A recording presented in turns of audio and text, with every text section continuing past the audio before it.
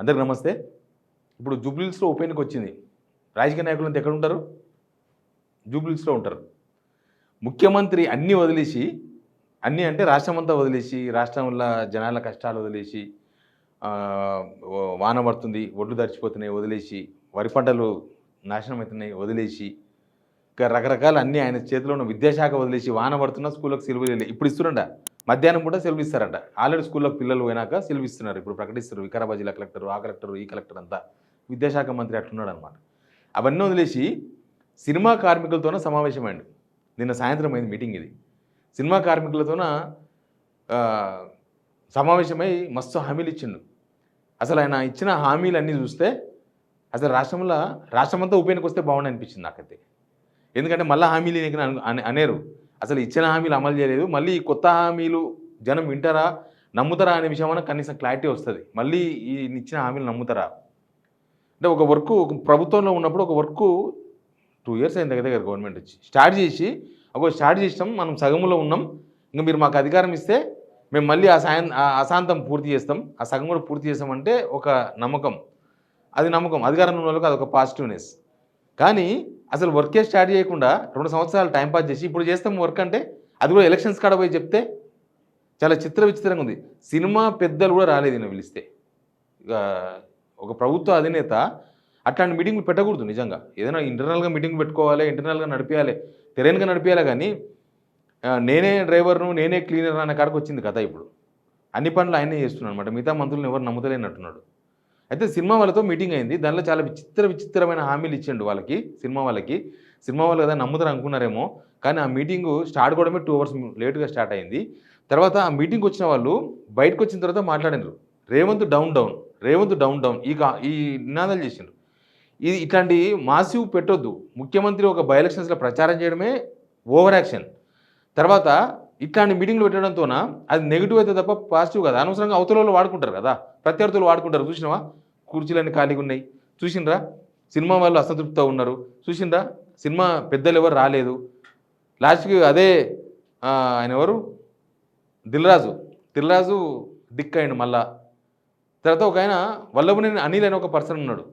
ఆయన సినిమా కార్మికులు మోసం చేసిన వ్యక్తి. 300 కోట్లు లాస్ చేసిండు వాళ్ళకు ప్రభుత్వం కేటాయించిన ఇండ్లు డబల్ అమ్మి డబల్ ఫోర్జరీ సంతకాలు చేసి డబ్బులు తీసుకున్నారని ఆయన మీద పోలీసులు కేసు పెట్టిండ్రు. ఎవరో కేసు పెడితే పోలీసు అరెస్ట్ చేసిండ్రు, రిమాండ్ కూడా అయ్యి బయటకు వచ్చిండు. ఆ వ్యక్తి ఇప్పుడు రేవంత్ రెడ్డి పక్కన ఉండి వేస్తే సినిమా వాళ్ళు జీర్ణించుకుంటారా? ఇది ఒక స్ట్రాటజికల్ మిస్టేక్. ఇది ఎవరు సలహా ఇచ్చారో తెలియదు.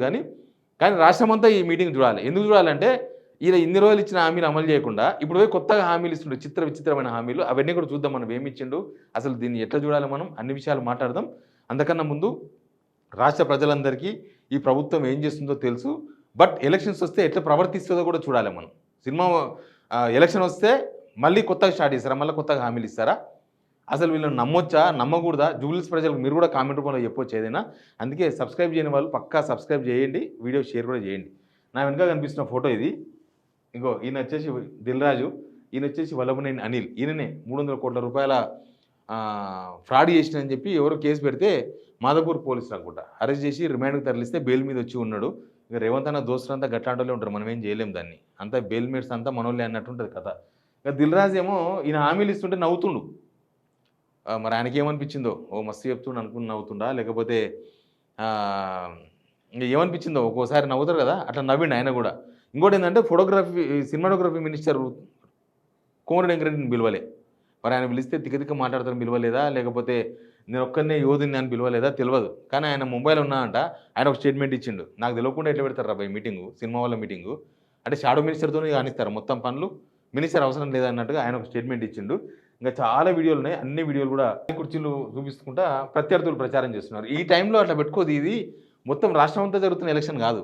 రాష్ట్రం అంతా ఎలక్షన్ జరిగినప్పుడు ఒక బహిరంగ సభ పెడితే అది ఓకే. కానీ ఒక కాన్స్టిట్యున్సీలో జస్ట్ 3,97,000 3,98,000 ఓట్లున్న కాన్స్టిట్యున్సీ, ఆ కాన్స్టిట్యున్సీలో మీటింగ్ పెడితే దాదాపు 2 hours జనమే రాలేదు. ఒక రేవంత్ రెడ్డి మాట్లాడుతున్నాడు, జనమంతా ఖాళీగా అయిపోయింది మొత్తం. ఇట్లాంటివన్నీ నెగిటివ్ ఇంపాక్ట్ చూపిస్తాయి. ఏ పార్టీకైనా నెగిటివ్ ఇంపాక్ట్ చూపిస్తాయి. ఇప్పుడు ఏమైనా గల్లీ మీటింగ్ పెట్టుకోవాలి, రోడ్ షోలు పెట్టుకోవాలి, లోపల పెట్టుకోవాలి. అది ముఖ్యమంత్రి ఇట్లాంటి కుల సంఘాల మీటింగులు లేకపోతే ఇట్లాంటి మీటింగులు పెట్టుకోవద్దు అసలు ముఖ్యమంత్రి నిజానికి కూడా. ఇంకో కుల సంఘం మీటింగ్ కూడా అటెండ్ అయ్యండి. ఇగో వీళ్ళంతా ఏ మీటింగ్ తెలుసా? వీళ్ళంతా కమ్మ సామాజిక వర్గం సంబంధించిన మీటింగ్ అంట. అంటే కమ్మ సామాజిక వర్గం సంబంధించిన ఇండస్ట్రియలిస్టులు వాళ్ళను వీళ్ళను అందరినీ ఇంటికి పిలిపించుకున్నాడు. మరి అదేందో ఆ బీసీ రిజర్వేషన్ కోసం బీసీ సంఘాలను కూడా ఇంటికి పిలిపించుకోవచ్చు కదా పాపం. వాళ్ళకు కూడా ఏదైనా చెప్పొచ్చు కదా. రైతులంతా నష్టాలు ఉన్నారు, రైతులు కూడా పిలిపించుకోవచ్చు కదా ఇంటికి. నిరుద్యోగులంతా అసంతృప్తితో ఉన్నారు, వాళ్ళని కూడా ఇంటికి పిలిపించుకొని మాట్లాడవచ్చు కదా. వాళ్ళందరినీ కూర్చోబెట్టుకొని వీళ్ళంతా మా మద్దతు వీళ్ళ మద్దతు మాకే ఉందని చెప్పుకునే ప్రయత్నం చేసినారు. అది అయితే ఆ మీటింగ్ దగ్గర ఏం జరిగిందో చూడండి. ఒక లేడీస్ బయటకు వచ్చి మాట్లాడినారు. ఇక్కడ వచ్చేసి వెంటనే సీఎం రేవంత్ రెడ్డి రావట్లే అన్నాడు. మార్నింగ్ నుంచి సీఎం రేవంత్ రెడ్డి గారు మాన్సాషోలో వచ్చేసి చిత్రపూరి కాలనీ ప్రక్షాళన చేస్తా అన్నాడు. 34 నెంబర్లో పెట్టాడు. చూడండి అందరూ. ఇప్పటిదాకా దాన్ని 2 సంవత్సరాలు కావస్తుంది. ఇప్పటిదాకా ఎందుకు చేయలేదు? ఇక్కడ ఎలక్షన్స్ వచ్చినాయి కాబట్టి మీటింగ్ పెట్టిండు, ప్రసంగం పెట్టిండు. అవినీతికి కాపు కాస్తున్నాడు, కొమ్ము కాస్తున్నాడు. 3000 కోట్ల స్కామ్ చేసినోని జైల్లో వేసినోని ఏమంటున్నారంటే వాళ్ళని నానిలు మమ్మల్ని ఎవరు ఏం పీకలేడు, ఏ సీఎం పీకలేడు, ఏ పిఎం పీకలేడు అంటున్నారంటే మీరు ఎంత తిన్నారు? ఫస్ట్ చిత్రపూరి కాలనీలో 34 నంబర్ మీరు మేనిఫెస్టో పెట్టింది చెయ్యండి. ఆ తర్వాత వచ్చేసి మీరు జూబ్లీ సెలక్షన్ లో పోటీ చేయండి. మీ అనిల్ మీ వల్ల వాళ్ళంతా జూనియర్ ఆర్టిస్టులు. వాళ్ళు కూడా మేనిఫెస్టో గురించి మాట్లాడుతారు. చదువుకున్న వాళ్ళు ఉంటారు కదా దాంట్లో కూడా చాలామంది. ఇప్పుడు జూనియర్ ఆర్టిస్టులు కూడా చదువుకున్న వాళ్ళు మొత్తం 34 అంటే నెంబర్ ఏందో మేనిఫెస్టోలో 34 నెంబర్తో సహా పెట్టుకున్నారంటే బాగా గుర్తుపెట్టుకున్నారు ఏమవుతుందని. వాళ్ళకి చిత్రపూరి కాలనీలో ఈ వల్లభనేని అనిల్ 300 కోట్లు అని చెప్తున్నారు వాళ్ళు. పోలీస్ రిమాండ్ కేసులో కూడా అదే ఉంది. ఆయన పక్కన పెట్టుకొని ప్రసంగం అసలు సీఎం వస్తలేడని చెప్పారంట. వస్తారని చెప్తే మరి వీళ్ళు రివర్స్ అవుతారని చెప్పలేదా? అంటే అంతా దొంగతనంగా ఎందుకు పెట్టుకోవాలి మీటింగు? కాన్స్టిట్యూన్సీ మీటింగు చాలా పురుసత్గా చేయాలి గవర్నమెంట్, చాలా పురుసత్ చేయాలి. ఇంకోటి ఏంటంటే 2 సంవత్సరాలు కావాలి గవర్నమెంట్. సేమ్ టైం మేము అన్నీ చేసినాం, ఇన్ని చేసినాం, 200 యూనిట్లు కరెంట్ ఇచ్చినాం, తర్వాత రేషన్ కార్డులు ఇచ్చినాం, ఇందిరమ్మ ఇండ్లు ఇచ్చినాం, ఏమేమో చెప్తున్నారు. అవన్నీ ఇచ్చినప్పుడు ఇంత టెన్షన్ పడొద్దు, చాలా టెన్షన్ పడుతున్నారు. ఇప్పుడు చూసినరా జూనియర్ ఆర్టిస్టులు బయటకు వచ్చి మాట్లాడే అవకాశం దొరికింది కదా వాళ్ళకి. వాళ్ళ గొంతు కూడా వినిపిస్తున్నారు కదా. ఇప్పుడు వీళ్ళ మాటలు జూనియర్ ఆర్టిస్టులు వినరా? వాళ్ళ సమస్యనే వాళ్ళు చెప్పుకుంటున్నారు. ఇక జూనియర్ ఆర్టిస్టుల మీద గతంలో రేవంత్ రెడ్డి చేసిన స్టేట్మెంట్లు కూడా వైరల్ అవుతున్నాయి. కృష్ణానగర్లో మొత్తం సినిమాకి సంబంధించిన వాళ్ళే ఉంటారు. సూరభై నాటకాలు వేసేవాళ్ళు, సినిమాలో చిత్రసీమలో ఎక్స్ట్రా క్యారెక్టర్స్ అంటారు. ఏమంటారు వాళ్ళను? ఎక్స్ట్రా అంటే ఎక్స్ట్రా ఆర్టిస్ట్ అంటే ఏమంటారు?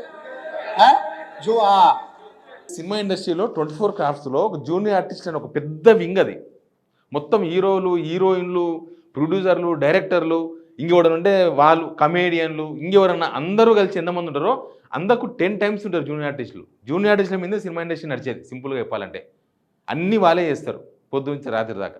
అంటే సినిమా ఇండస్ట్రీలో జూనియర్ ఆర్టిస్టులు ఉన్న సంగతి కూడా తెలియదు. కానీ పాపం వాళ్ళ ఓట్లే ఉన్నాయి. ఇప్పుడు దాదాపు ఒక 25-30 వేల ఓట్లు ఉన్నాయంట సినిమా వాళ్ళవి. కాబట్టి ఇప్పుడు జూనియర్ ఆర్టిస్టులతోనూ సమావేశం పెట్టాలి. ఇది ఏం అర్థం చేసుకోవాలి? మీరు ఎలక్షన్ వస్తే ఏమైనా చేస్తారు, ఎలక్షన్ అయిపోయినాక ఏం చేయరు. అదే కదా అర్థం చేసుకోవాల్సింది. ఇంకా వాళ్ళకి ఇచ్చిన హామీలు చాలా విచిత్రమైన హామీలు చూడండి. ఈ కృష్ణానగర్ ప్రాంతంలో 3-4 ఎకరాల ప్రభుత్వ స్థలాన్ని చూడండి. తక్షణమే కార్పొరేట్ స్థాయిలో మీకు పాఠశాల నిర్మించి మీ పిల్లలకు ఉచితంగా చదువు చెప్పించే బాధ్యత నేను తీసుకుంటా. సినిమా కార్మికుల కోసం 3-4 ఎకరాలు అర్జెంటుగా అధికారాన్ని ఆదేశిస్తున్నా అంట. నా మాటే శాసనం అన్నాడు రవీంద్ర భారతిలా. అదే కాన్స్టిట్యున్సీలో ముస్లిమ్స్కు గ్రేవ్యార్డ్ అంటే శ్మశాన వాటిక కోసం 2 ఎకరాలు కేటాయించమని తిరిగిన వీళ్ళు మేనిఫెస్టోలు కూడా పెట్టినారు. లాస్ట్కి ఎన్నో 500 గజాలదో 1000 గజాలదో ఒక ఇదే మీకు శ్మశాన వాటిక అని రాత్రి జీవో ఇచ్చారు. ఎలక్షన్ కోసం ఇచ్చారు. అది కూడా ఇస్తే పొద్దుగాల వీళ్ళందరూ పోయిర్రు మా శ్మశాన వాటికి ఎక్కడుంది అని. పోతే ఆడికి మొత్తం మిలిటరీలు వచ్చారు. ఈ భూమి మాది, మీరే రానికి అని. 2000 గజాలు అది. 2 ఎకరాలు పెడితే 2000 గజాలు ఇచ్చారు. అది కూడా మిలిటరీ భూమి ఇచ్చారు. అక్కడ లేదు, అది సెంట్రల్ సిటీ. ఎక్కడ ఉంటుంది భూమి? ఇప్పుడు కడాకు అంటే దొరుకుతుంది బయటకు చివరిలో, ఊరి చివరిలో, హైదరాబాద్ చివరిలో, లేకపోతే డిస్టిక్లో అంటే దొరుకుతుంది భూమి. ఈడే దొరుకుతుంది. ఇప్పుడు జూబ్లీస్ కాన్స్టిట్యున్సీలో 3-4 ఎకరాలు, అది నమ్మశక్యంగా లేదు. ఆడ 3-4 ఎకరాలు కాదు, 300 గజాల జాగా కూడా దొరకదు. మొత్తం ఇల్లు కట్టేసారు, ఎక్కడెక్కడ షాపింగ్ కాంప్లెక్స్లు. అది వాల్యుబుల్ భూమి, అంత పెద్ద పంచాయతీ అది.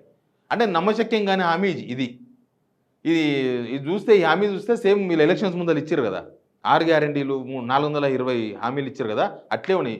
అప్పుడు కూడా ఎట్లా సాధ్యం అని అడిగితే మేము చేసి చూపిస్తామన్నారు. తీరా చూస్తే అవి సాధ్యం కాలేదు. ఇప్పుడు ఏమంటారంటే అది ఏదో ఆకాశానికి చూస్తారు వీళ్ళు. ఇప్పుడు మళ్ళీ సినిమా కార్మికుల కోసం ఈ హామీ ఇచ్చారు.